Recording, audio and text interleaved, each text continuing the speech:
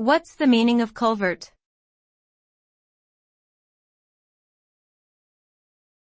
Culvert.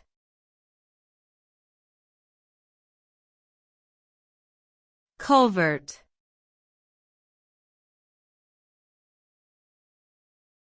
Culvert.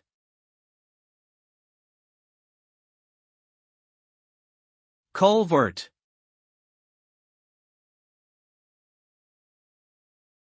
A culvert is a structure that allows water to flow under a roadway, railway, or other types of infrastructure.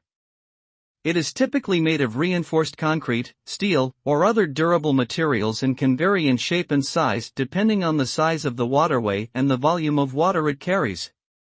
Culverts are essential for managing stormwater runoff and preventing flooding, as they help redirect water away from built-up areas. They are designed to be durable and long-lasting, requiring minimal maintenance over time.